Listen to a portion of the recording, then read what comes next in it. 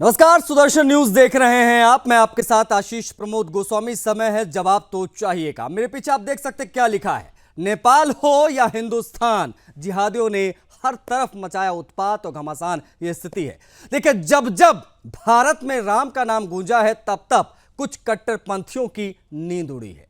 हनुमान जन्मोत्सव पर निकाली शोभा यात्राएं अब सिर्फ भक्ति का प्रतीक नहीं रही, ये अब जिहादी मानसिकता के लिए चुनौती बन चुकी है। आज इसकी बात हम करेंगे। नेपाल के बीरगंज से लेकर मध्य प्रदेश के गुना तक एक ही दिन, एक ही पैटर्न और एक ही निशाना, सिर्फ और सिर्फ हिंदू आस्था। मदरसों की छत से बरसते पत्थर, मस्जिद के पास भड़कता गुस्सा और प्रशासन की चुप्पी। सवाल कई है। सवाल यह है कि क्या अब अपने ही देश में जय श्री राम बोलना गुनाह बन गया है क्या? आज सवाल सिर्फ पत्थरबाजी का नहीं है, सवाल है उस सोच का जो हर बार हमारे त्योहारों पर हमला करती है। यह संयोग नहीं, यह जिहाद है, सुनियोजित जिहाद। और अब हिंदुस्तान पूछेगा कि क्या हमारी सहनशीलता को हमारी कमजोरी समझा जाने लगा है क्या? आज अपने प्रोग्राम में हम चर्चा करेंगे कि ये जिहादी कट्टरपंथी शोभा यात्राओं पर हमला क्यों और कैसे करते हैं। सीमा पार से जिहादी साजिश आखिर रच कौन रहा है? कट्टरपंथियों की हिम्मत इतनी बढ़ कैसे रही है? नेपाल में प्रशासन जिहादी कट्टरपंथियों के सामने झुकने को मजबूर कैसे हो गया? और हिंदू आस्था पर लगातार हो रहे हमले रुकेंगे कब? इन सवालों पर करेंगे चर्चा। और चर्चा में हमारे साथ तमाम मेहमान भी जुड़ेंगे जिनसे आपका परिचय करवाएंगे, लेकिन उससे पहले एक रिपोर्ट आपको इसी विषय पर दिखाएंगे।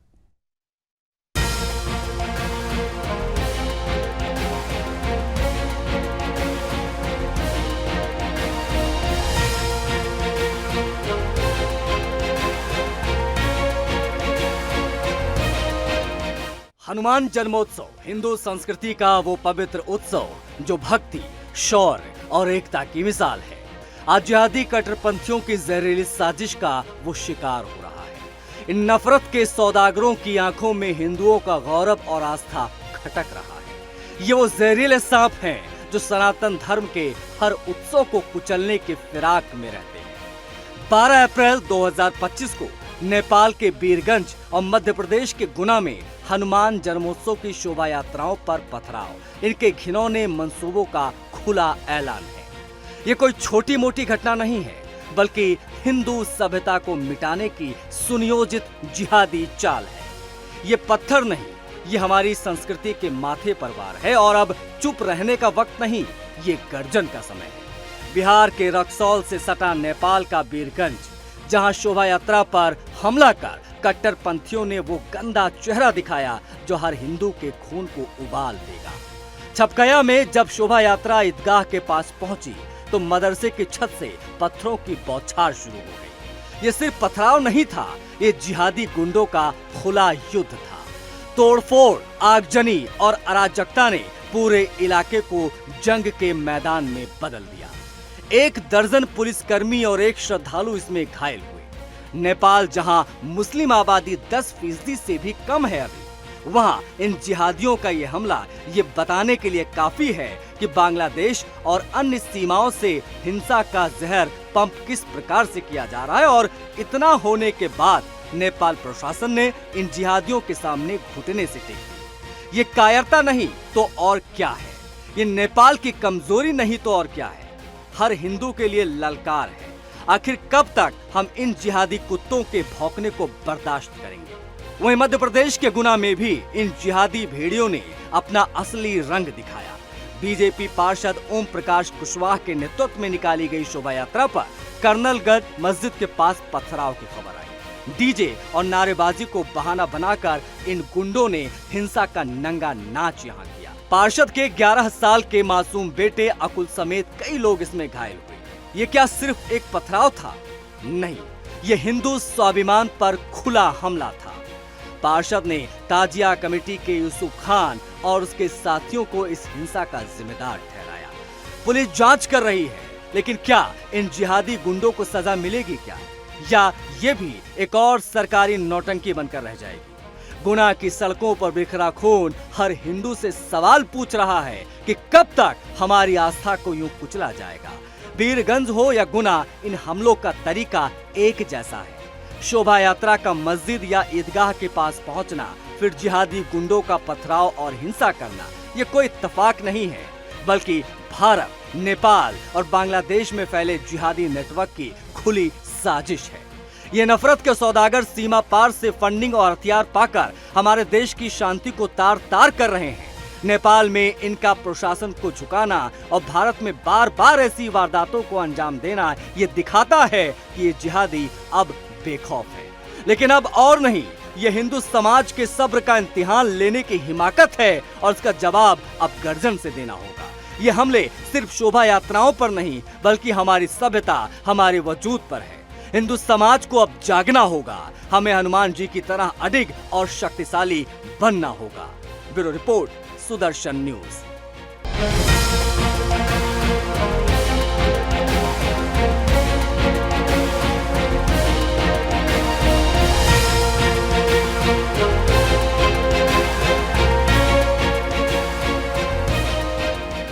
वो जुलूस वहाँ से निकल रहा था जिसकी कोई परमिशन नहीं ली गई है। मेरी एसडीएम मैडम से बात हुई थी। क्या स्थिति है वो आपने इस रिपोर्ट में देखा, सुना, समझा, लेकिन ये स्थिति क्यों है और कब तक ये सब हिंदू बर्दाश्त करेगा, आज चर्चा करेंगे। हमारे साथ कौन कौन से मेहमान कनेक्ट हो रहे हैं उनसे आपका परिचय करा देते, उसके बाद में चर्चा की शुरुआत हम करेंगे। टीपीएस त्यागी, रक्षा विशेषज्ञ हमारे साथ कनेक्ट हो गए हैं। टीपीएस त्यागी जी, बहुत स्वागत है आपका। मुमताज आलम रिजवी, मुस्लिम स्कॉलर, हमारे साथ कनेक्ट हुए हैं। मुमताज जी, आपका भी बहुत स्वागत है। वेद भूषण जी हैं, पूर्व एसीपी दिल्ली पुलिस के हैं। वेद भूषण जी, आपका भी बहुत स्वागत है। और हमारे साथ विदु रावल, प्रवक्ता, भारतीय जनता पार्टी के, कनेक्ट हो गए हैं। उनसे भी हम बातचीत करेंगे और हम चर्चा की शुरुआत एक एक करके सभी से करेंगे। लेकिन सबसे पहले विदु रावल, प्रवक्ता, भारतीय जनता पार्टी के हमारे साथ कनेक्ट है। सबसे पहले उनसे बात, क्योंकि केंद्र में सरकार विदु रावल जी की है। विदु रावल जी, आपको क्या ये नहीं लगता कि इस प्रकार की जो घटनाएं हो रही हैं उस पर अब सचेत हो जाने का समय आ गया है और सरकार को, विशेष तौर पर केंद्र सरकार को, इस पर और ज्यादा सख्ती के लिए कुछ उपाय करने चाहिए, क्योंकि ये संख्या बहुत ज्यादा बढ़ती जा रही दिन पर दिन इस प्रकार की घटनाओं की। इसके पीछे की मुख्य वजह आप क्या मानते हैं, इस पर भी जरा प्रकाश डाल दीजिए। और जो जिम्मेदारी केंद्र सरकार की है या आपके तमाम सरकारों के जो स्टेट्स में है, उस पर क्या हो रहा है वो भी बताइए दर्शकों को। आशीष जी, मैं उम्मीद कर रहा हूं मेरी आवाज। बिल्कुल बिल्कुल, विदु रावल जी, आपकी आवाज आ रही है। आशीष जी, सचेत होने की जरूरत निश्चित तौर पर है और केंद्र सरकार जो है लगातार इस पर जो है ठोस एक्शन लेती रही है। किस प्रकार से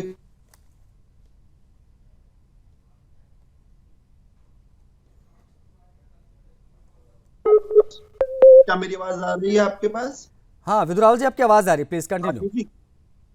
जी, चाहे जो कानून है, चाहे यूएपीए को और ज्यादा अधिक सशक्त करने की बात हो, चाहे इन दंगाइयों से निपटने के लिए प्रशासनिक तौर पर बुलडोजर एक्शन की बात हो, चाहे अलग अलग प्रकार के एक्शन जिस पर बाद में यही लोग विक्टिम कार्ड भी खेलने आ जाते हैं, पहले पत्थर बरसाते हैं, उसके बाद मासूम बनकर जो है आपके सामने, आपके कैमरों के सामने आकर रोने लगते हैं कि हमारा आशियाना तोड़ दिया गया, हमारा जो अनधिकृत बना हुआ, गलत तरीके से बने हुए जो है मकानों को तोड़ दिया गया, गलत जगह पर बने हुए।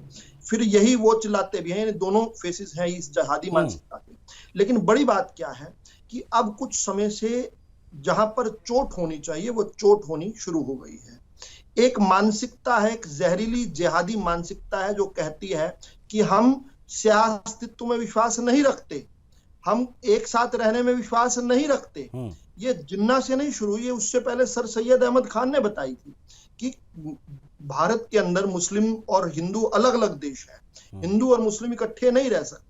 अब इस मानसिकता को कितना आप ये अल्पसंख्यक बनाम बहुसंख्यक स्थिति देश में बनी क्यों, ये भी मैं जरूर समझने की कोशिश करूंगा आज इस डिबेट के माध्यम से। लेकिन हमारे साथ ये और भी लोग, बहुसंख्यक वाला विषय नहीं है। बिल्कुल, आप इसको ओवर सिंप्लीफाई कर रहे हैं। ओके विदुर, मैं आ रहा हूँ, प्लीज आप अपनी बात यहीं से आगे बढ़ाइएगा। बहुत सारी चीजें हैं, चूंकि 30 सेकंड का समय दे दीजिए, जो मैंने बात शुरू किया 30 सेकंड जल्दी से जी, क्योंकि बाकी मेहमान भी मैं चाहूंगा सभी से एक बार ओपनिंग रिमार्क हो जाए।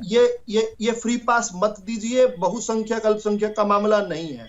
हिंदुस्तान हिंदुस्तान में इससे ज्यादा अधिक अल्पसंख्यक यानी छोटी छोटी कम्युनिटीज हैं, जैन समाज है, पारसी समाज है, वो अपने विकास की प्रकाष्ठा प्राप्त कर रहा है, वो हिंदुस्तान के अंदर उसको पल्वित पुष्पित होने का मौका मिल रहा है। ये मानसिकता से अस्तित्व के खिलाफ है।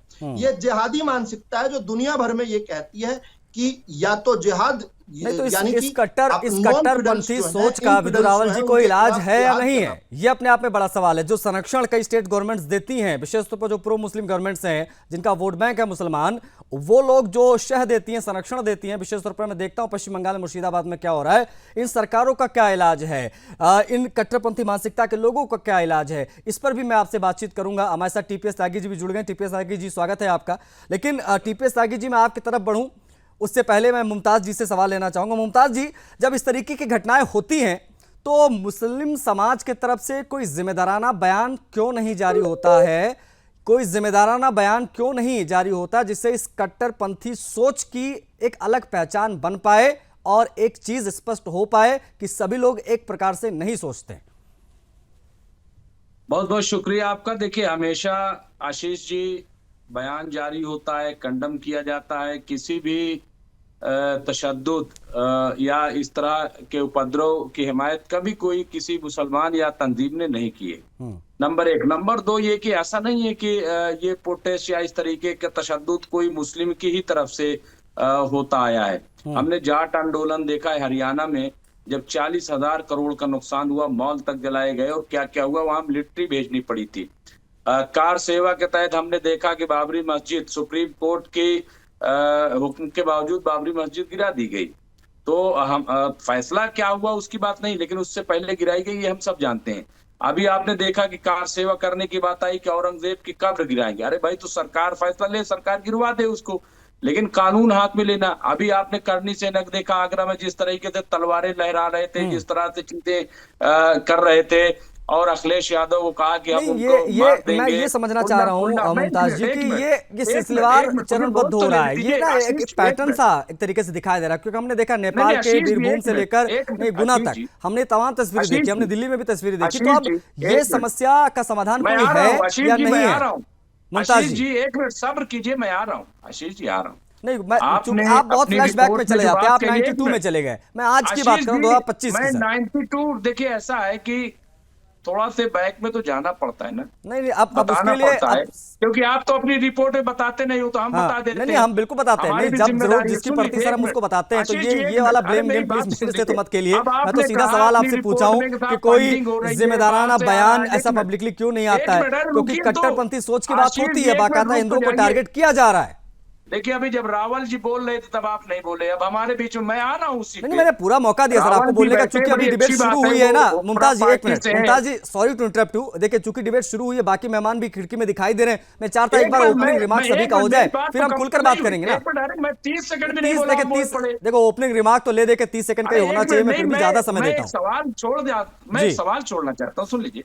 मैं सिर्फ ये कह रहा हूं, आपकी रिपोर्ट में जो कहा कि बाहर कोई साजिश है, बाहर से फंडिंग हो रही है, ये तमाम चीजें सरकार की जिम्मेदारी है कि सरकार लॉ एंड ऑर्डर को मेंटेन करे। ठीक है, मैं समझ गया, लेकिन अब मैं टीपीएस त्यागी जी से सवाल लेना चाहूँ। मैं समझ गया, मैं आऊंगा, मैं इसी सवाल से आधारित ही एक सवाल आपसे पूछूंगा, क्योंकि वो बेहद महत्वपूर्ण हो जाता है। पश्चिम बंगाल के परिप्रेक्ष्य में वो सवाल मेरा आपसे होगा। मैं पहले आपको बता देता हूँ हिंट। लेकिन टीपीएस त्यागी जी, आपको क्या लगता है, जिस प्रकार से देश में धार्मिक स्थलों पर, धार्मिक शोभा यात्राओं पर इस प्रकार से हमले होना, चरणबद्ध हमले होना, टीपीएस त्यागी जी, आपको नहीं लगता कि देश की आंतरिक सुरक्षा के लिए बड़ा खतरा बनता जा रहा है?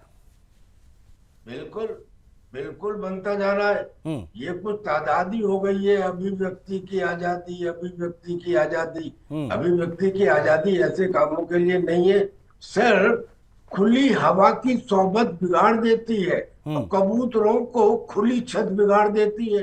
जो जुर्म करते हैं वो इतने बुरे नहीं होते, सजा न देके अदालत बिगाड़ देती है। मैं समझता हूँ इस देश के अंदर अदालतों की वजह से ये प्रॉब्लम है। आप देखिए कि आतंकियों के लिए रात को 12 बजे कोर्ट के दरवाजे खोल दिए जाते हैं, और अगर कोई एग्जीक्यूटिव एक्शन लिया जाता है तो अदालत उसे पलट देती है, और जिसकी वजह से ये जो मिसक्रिएंट्स हैं इनका हौसला बढ़ जाता है। मनोबल बढ़ जाता है। यहाँ तो कमाल की बात है, हिंदुस्तान के अंदर इंटरनल सिक्योरिटी, पीसीआर थोड़ा आवाज दीजिए इनकी। नहीं, लेट मी कंप्लीट। हाँ, टीपीएस आगे जी। मेरी बात सुनिए। जी। यह कमाल की बात है कि हिंदुस्तान में कोई व्यक्ति, और वो भी चुना हुआ व्यक्ति, और वो भी मेंबर ऑफ पार्लियामेंट, अगर ये कहे कि साहब पाकिस्तान ने चूड़ियां नहीं पहन रखी हैं, साहब हिंदुस्तान की फौज जो है वो आतंकियों से मिली हुई है, उसका गठजोड़ है, साहब अगर चाइना की हुकूमत हिंदुस्तान में आ जाए तो हमारे लिए अच्छा है।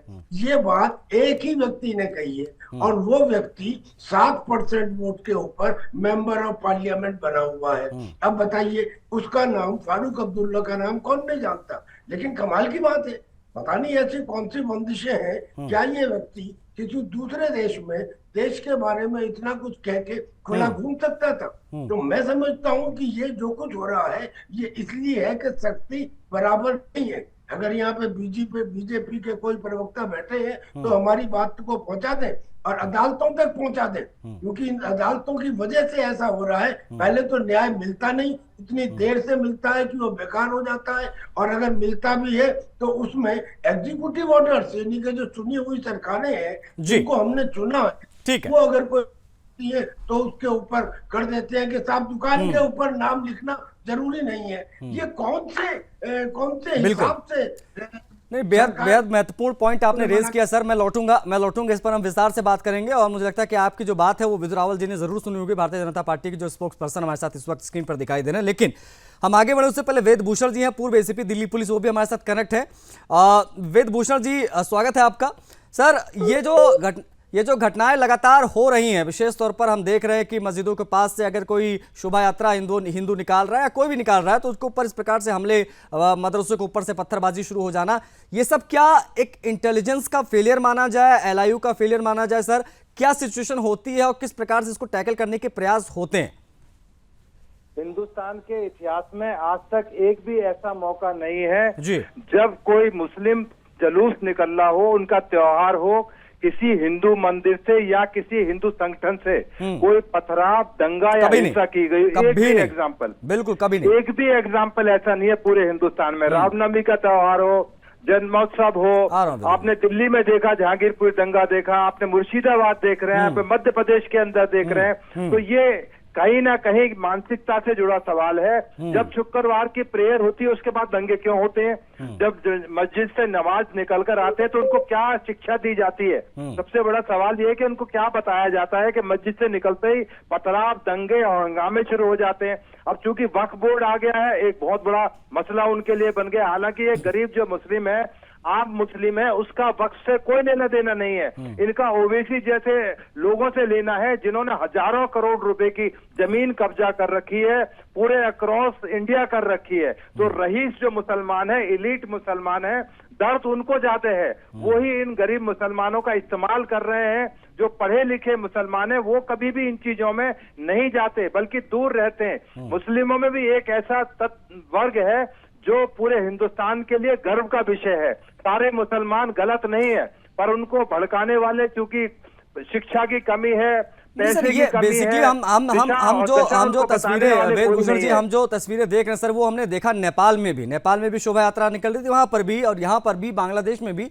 ये मानसिकता किस प्रकार की है, जिसको किस प्रकार से आप एलिबरेट करेंगे? अगर मैं आपसे समझूं तो, चूंकि आप ग्राउंड पर रहे हैं, आपने तमाम चीजों को देखा होगा, ऐसी तमाम सिचुएशन से आप निपटे होंगे। हिंदुस्तान को छोड़ दीजिए जी, थोड़ी देर के लिए छोड़ दिए, आप पूरे वर्ल्ड के कैनवस पर देखिए, यूनाइटेड नेशंस के 7 मिशन इस टाइम वर्ल्ड में चल रहे हैं, जहाँ पर यूनाइटेड नेशंस ने इंटरफियर किया है। वहाँ एक वर्ग मुस्लिम जरूर है। तो मेरा इशारा पूरे जितने आपके पैनलिस्ट हैं, व्यूअर्स हैं, समझ गए होंगे मेरा इशारा मुस्लिम की तरफ क्यों है। वर्ल्ड में और कम्युनिटी और दूसरे लोग भी रहते हैं, तो मुस्लिम ऐसा फैक्टर क्या है पूरी दुनिया के अंदर कि हर जगह मुस्लिम ही प्रॉब्लम क्रिएट कर रहा है। तो इनकी मानसिकता चाहे वो धर्म से जुड़ी हुई है, चाहे इनका कोई वेद भूषण जी, अब इस पर जब हम इस चीज को रेज करते हैं तो चूंकि अभी मुमताज आलम रिजवी जी बैठे, मुस्लिम स्कॉलर हैं, हमारे साथ अभी डिबेट में है, मैं बता दूं आपको, उनसे जब इस प्रकार के सवाल पूछो तो वो 92 में पहुंच जाते हैं। वो कहते हैं बाबरी तो गिराई हिंदुओं ने। अरे इस मैं प्रकार तो कह रहा हूँ आजादी से पहले की बात करें, हाँ। उनकी छोड़ दीजिए, आज 92 से पहले की बात कीजिए कि उस टाइम पे क्या होता रहा था। आजादी से पहले की बात की, 92 तो बहुत बाद में की बात कर रहे हैं। और पूरे दुनिया का इतिहास इनको दिखाइए, आप गूगल करके देखिए, आप AI से पूछिए कि जो कौन कम्युनिटी है जो वर्ल्ड में दंगे करती है। अब लंदन के अंदर जो हमारे पर राज करते थे, वहाँ मुस्लिम्स ने उनकी क्या हालत कर दी है उस यूके के अंदर, फ्रांस के अंदर क्या हालत कर दी है, अमेरिका के अंदर जहाँ मुस्लिम पार्टी के मेजोरिटी के लोग हैं वहाँ किस तरह जीना भारी कर रखा है। तो क्यों हो रहा है? कहीं ना ठीक है, मैं इस पर जवाब ले लेता हूँ मुमताज जी से। मुमताज जी हमारे साथ कनेक्ट है, मुस्लिम स्कॉलर। लेकिन मुमताज जी आप इस पर जवाब दें उससे पहले मैंने आपसे कहा था कि मैं एक सवाल आपसे पूछूंगा। पश्चिम बंगाल के परिप्रेक्ष्य में जिस प्रकार की स्थिति पश्चिम बंगाल में बनी हुई है जिहादी मानसिकता के लोगों की, इन कट्टरपंथियों की, उस पर क्या कहेंगे? और जिस प्रकार से संरक्षण सरकार देती है, जिस प्रकार से लोग इजीली निकल कर हिंदुओं के उन इलाकों में जहां हिंदू अल्पसंख्यक हो गया, मुसलमान बहुसंख्यक हो गया, उन एरियाज में टारगेट किया जा रहा है, तमाम तस्वीरें सामने आ रही हैं, उस पर अगर आप कुछ कहना चाहें तो। साथ साथ में वेदभूषण जी ने जो कहा उस पर भी दो शब्द चाहूंगा आपके। नहीं, मैं पहले वेदभूषण जी का ही जवाब दे देता हूँ कि वेदभूषण जी ने खुद ही एक बात कही जो बड़ी अच्छी कही कि सारे मुसलमान ऐसे नहीं हैं, अच्छे मुसलमान भी हैं। तो देखिए, हर कम्युनिटी में, हर धर्म में सारे लोग अच्छे नहीं होते। हम तो कहते हैं घर में भी ऐसा नहीं कि पूरा घर जो है कभी अच्छा हो, उसमें एक दो लोग खराब भी निकल जाते हैं।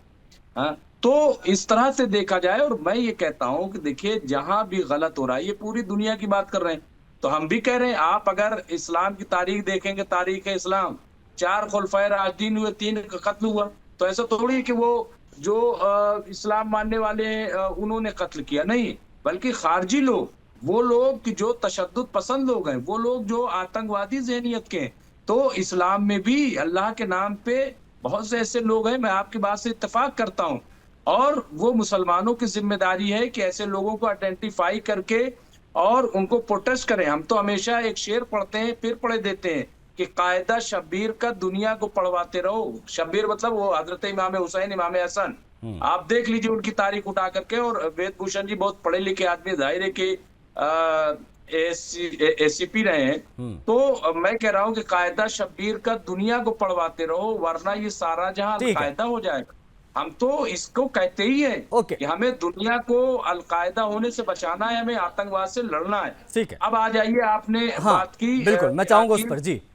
नहीं, बिल्कुल। देखिए, मैं क्या कह रहा हूँ कि बंगाल की हालत ये है कि बीजेपी और TMC दोनों नूरा कुश्ती कर रहे हैं वहां पे, क्योंकि दोनों जो है चाहते आपको हैं। ये नहीं फील होता क्या मुमताज जी की, ये सॉरी टू इंटरप्ट यू, आपको ये महसूस नहीं होता क्या कि पश्चिम बंगाल में वोट बैंक की पॉलिटिक्स के लिए पूरे पश्चिम बंगाल को जला दिया गया है? कोई रोक नहीं, कोई टोक नहीं, कोई प्रशासन नहीं, कोई कायदा नहीं, कोई LIU नहीं, कोई इंटेलिजेंस नहीं, कुछ भी नहीं दिखा रहा है। आज BSF को उतारना पड़ा, ये स्थिति क्यों आई? कभी देखिए, छोटी घटना हो या बड़ी घटना हो, आशीष जी, हमारे लिए बराबर है।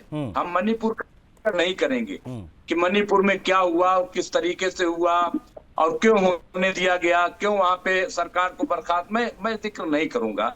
लेकिन मैं ये कहता हूं, यहाँ भी राजनीति हो रही है, ये आप सही कह रहे हैं। और ये राजनीति ऐसा नहीं कि ममता बनर्जी खाली कर, राजनीति भाजपा भी वहां कर रही है बंगाल में, क्योंकि उसको लग रहा है कि इस तरह की राजनीति में उसका वोट बैंक, हिंदू पोलराइजेशन और हिंदू अपील का बड़ा मौका मिलता है। मैं विधु रावल जी को फ्रेम में लूंगा। विधु रावल जी, एक तो मैं चाहूंगा कि आप, ठीक है, ओके, मैं चाहूंगा कि एक तो मुमताज जी ने जो कहा उस बात को आप आगे बढ़ाइएगा, साथ साथ में मेरा सवाल भी है, क्या बीजेपी ये मानती है कि ये हिंदू आस्था पर हो रहे हमले सिर्फ एक सामाजिक नहीं है बल्कि राजनीतिक और वैचारिक स्तर पर भी एक बड़ा चैलेंज है, एक बड़ी चुनौती है? इन दोनों पर आपका जवाब लूंगा। एक तो जो मुमताज जी ने किया, हाईलाइट किया उस विषय पे, और मेरा जो सवाल है ये। विधु रावल जी। आशीष जी, मुझे समय बता दीजिए, मुझे कितना समय मिल जाएगा अपनी बात रखने का? 40 से 50 सेकंड। 1 मिनट, 40 से 50 सेकंड समय सीमित है सर। हाँ, चल 40 सेकंड में कोशिश करता हूँ अपने आपके पहले सवाल का उत्तर देने का। जितने सवाल हो जाए उतने ले लीजिए। बिल्कुल, श्योर। देखिए,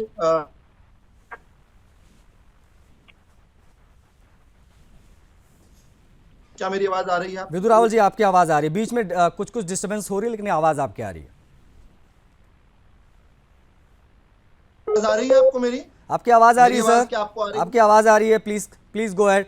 चलिए, देखिए मुझे नहीं पता कि आपके चैनल पर बैठे मुस्लिम स्कॉलर ने किस प्रकार से राजनीति ढूंढ ली। एक तरफा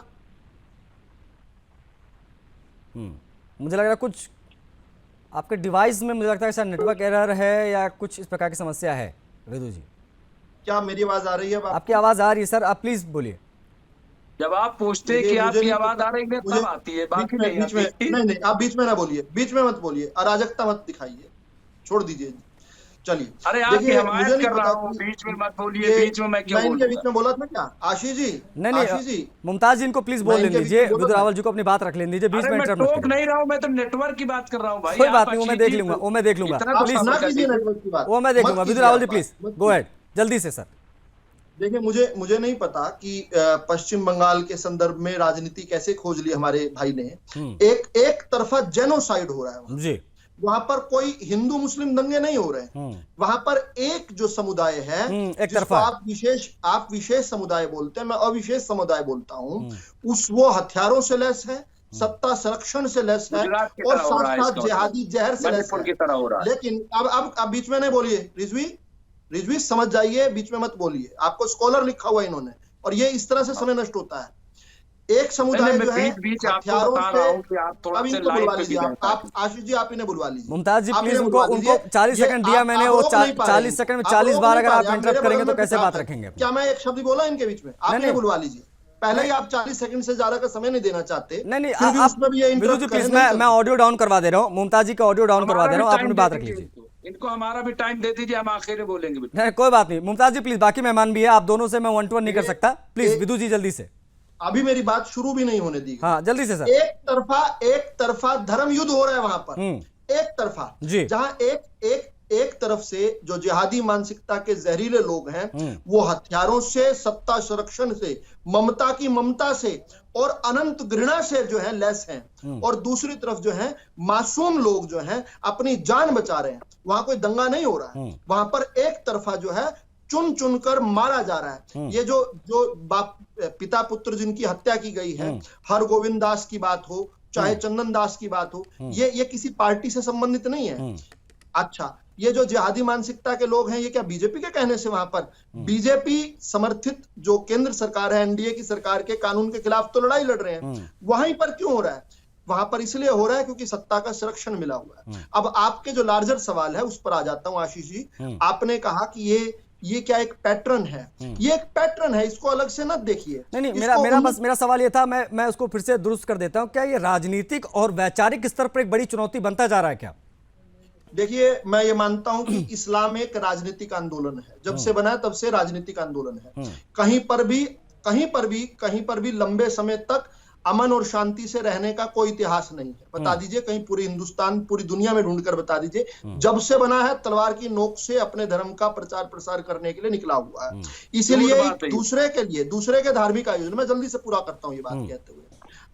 इससे मुझसे पहले एक और पैनलिस्ट ने ये बात कही कि किसी भी मुस्लिम आयोजन पर, ताजिया पर, मुहर्रम के जुलूस पर, और चाहे ये राजनीतिक आंदोलन कर रहे हो, दिल्ली के अंदर हमने देखा ना कि इस प्रकार से जो है वक्फ कानून के खिलाफ आंदोलन हो रहे हैं, उस पर किसी ने ईंट और पत्थर बरसाए क्या? नहीं बरसाए। लेकिन हिंदुस्तान के अंदर जो है, चाहे राम, नहीं मैं समझ गया। नहीं ये बात तो जाहिर तौर पर, इस पर भी अगर हम चर्चा करने बैठे तो ये अपने आप में जो है हफ्ते चर्चा होती रहेगी। जहांगीरपुरी के अंदर बिल्कुल, ऐसे बहुत प्रमाण, चाहे हनुमान जयंती की यात्रा हो, ऐसे बहुत प्रमाण है। ऐसे मैं अभी 10 प्रमाण यही बता दूं, 10 एग्जांपल अभी बता दूं। जब हमले हुए या जिस प्रकार की चीजें जो है वो देखी गई, हिंदुओं में दहशत फैलाने की कोशिश की गई। बिल्कुल, only 10 seconds to sum up. जल्दी से सर, जल्दी से। हाँ, ये क्यों हो रहे हैं? ये मऊ के अंदर चैंपियंस ट्रॉफी में जीते हुए भारत की जश्न मनाते लोग निकलते हैं। कोई डीजे नहीं है, कोई हथियार नहीं है, उन पर भी पत्थर, क्योंकि जहर निकल रहा है। ये लोग नफरत करते हैं। इन लोगों को गिवन अ चांस, जब तक चांस नहीं मिल रहा है तब तक ये आप सह अस्तित्व में जी पा रहे हो। गिवन अ चांस, ये आपको डिस्ट्रॉय करना चाहते हैं। ये आपको देख नहीं सकते, बड़ी जबरदस्त जहर और घृणा अंदर बसी हुई है। ओके, मैं इसके बाद टीपीएस त्यागी जी से सवाल लूंगा। उनसे ये समझूंगा कि सर ये बताएं आपकी, ये एक स्थानीय इशू इसको मान लिया जाए या एक अंतर्राष्ट्रीय एजेंडा जो कहीं और से इन चीज़ों को मैनेज किया जा रहा है और बाकायदा इस प्रकार की चीज़ों को फंडिंग होती है और बाकायदा ये लोग इस प्रकार की घटनाओं को सिलसिलेवार अंजाम देते हैं? ये अंतर्राष्ट्रीय एजेंडा है क्या या एक स्थानीय घटना? इस पर मैं आपका जवाब लूंगा सर, बातचीत हम करेंगे, लेकिन एक समय छोटे से ब्रेक का है, ब्रेक से लौटेंगे तब ये बेहद महत्वपूर्ण सवाल टीपीएस त्यागी रक्षा विशेषज्ञ जो हमारे साथ कनेक्ट है उनसे मैं सवाल पूछूं। तो सिलसिलेवार किस प्रकार से हिंदू शोभा यात्राओं को टारगेट किया जा रहा है नेपाल से लेकर हिंदुस्तान तक, ऐसे तमाम प्रमाण निकलकर सामने आए हैं कि ये कट्टरपंथी लोग, ये जिहादी मानसिकता के लोग, वो लगातार तांडव कर रहे हैं, हिंदू शोभा यात्राओं पर हमले कर रहे हैं। और पश्चिम बंगाल में जो स्थिति वो किसी से छिपी नहीं है। पैनलिस्ट स्क्रीन पर आपको दिखाई दे रहे हैं। मैं चर्चा के पुनः शुरुआत करूंगा। टीपीएस त्यागी जी, ब्रेक से पहले जो सवाल मैंने आपसे पूछा था मैं चाहूंगा आप उसी को रेज करिए। टीपीएस त्यागी जी, हमारे शहर के पूर्व काजी हैं केजेड बुखारी साहब जी, हमने उनसे डिटेल में पूछा और कॉन्फिडेंस में पूछा कि साहब ये दंगे क्यों होते हैं जी। कहा कि साहब ये दंगे करवाने के लिए पैसे मिलते हैं, चंदा मिलता है, उस चंदे में कुछ खर्च कर देते हैं दंगे में और बचे हुए पैसे को अपने लिए इस्तेमाल करते हैं और जब खत्म हो जाते हैं तब दोबारा ऐसा किया जाता है। जब ये कहा जाता है कि साहब जो आतंकी हैं उनका कोई धर्म नहीं होता, पर ऐसा क्यों होता है कि जो भी आतंकी है वो इस्लाम के ही निकलते हैं।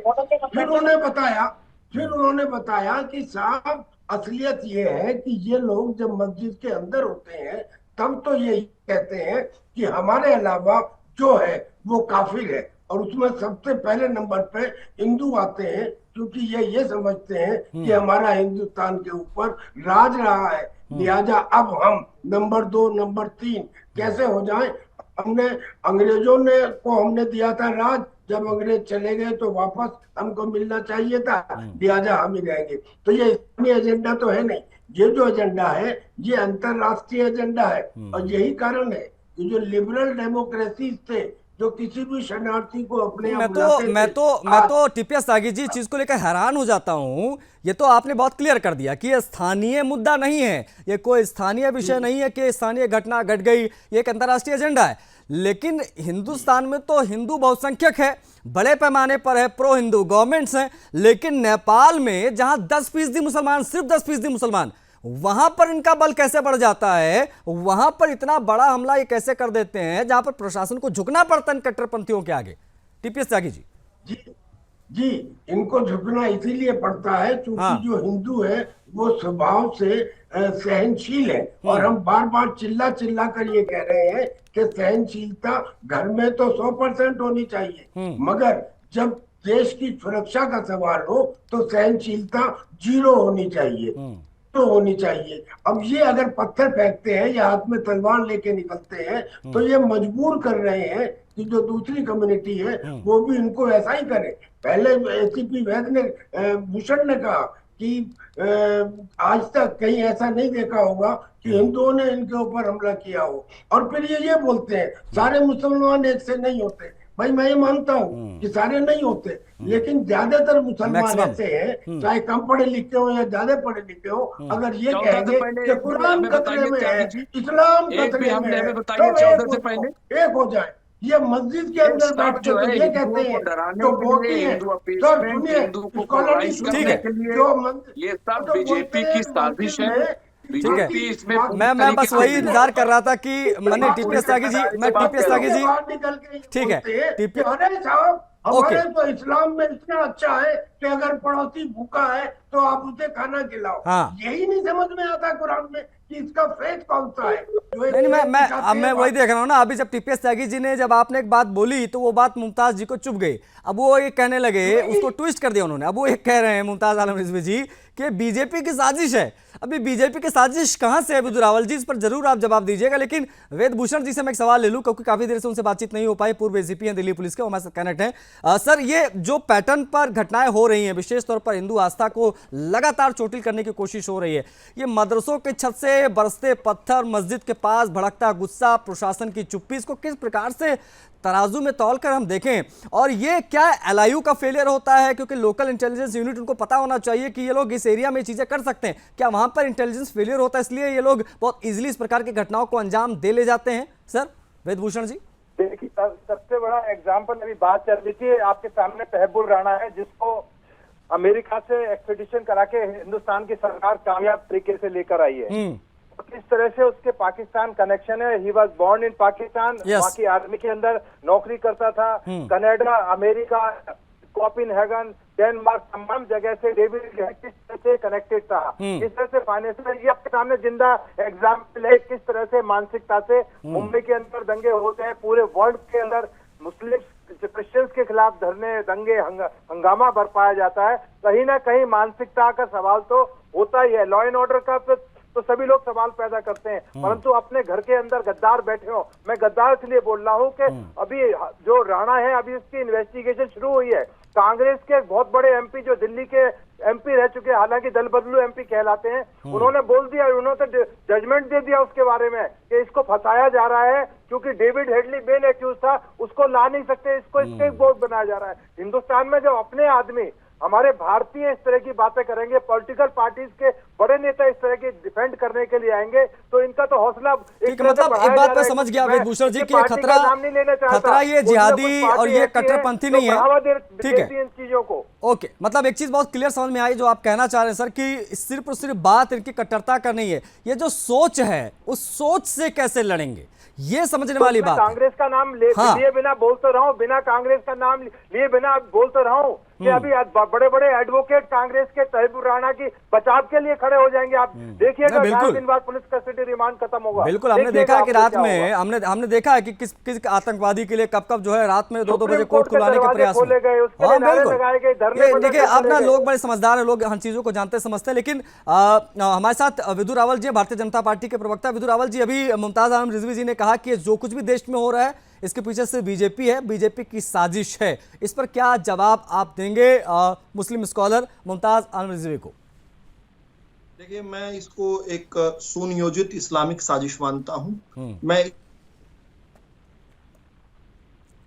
जी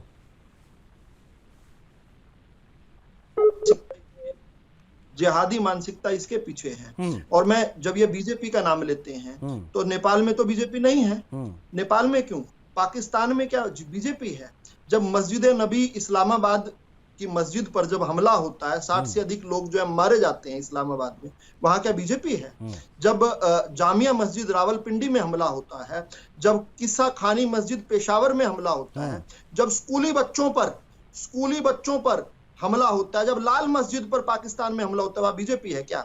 ये जो इन्होंने शब्द का उपयोग किया था तारीके इस्लाम, तारीके इस्लाम में पूरा ढूंढ के बता दो, कोई 50 किलोमीटर का एरिया बता दो, कोई 50 साल का इतिहास बता दो जहां पर ये जिहादी मानसिकता जो दुनिया को खात्मे की तरफ बढ़ा रहे हैं। ठीक है मुमताज जी, कुछ टेक्निकल कुछ ग्लिचेस आ रहे हैं विधु रावल जी से। मैं हर बार बातचीत करने की कोशिश कर रहा हूँ, कुछ दिक्कतें आ रही हैं। आशीष जी, फिर से आपको वापस लेकर आ रहा हूँ। हाँ, फिर से वापस लेकर आ रहा हूँ आपको इसी बात पर कि ये किस पर हमला हो रहा है। ये कन्फ्रंटेशन नहीं है। जब आप वक्फ बोर्ड के खिलाफ प्रदर्शन करते हो, वहां भद्दे भद्दे नारे लगाते हो, कन्फ्रंटेशन हो सकती है।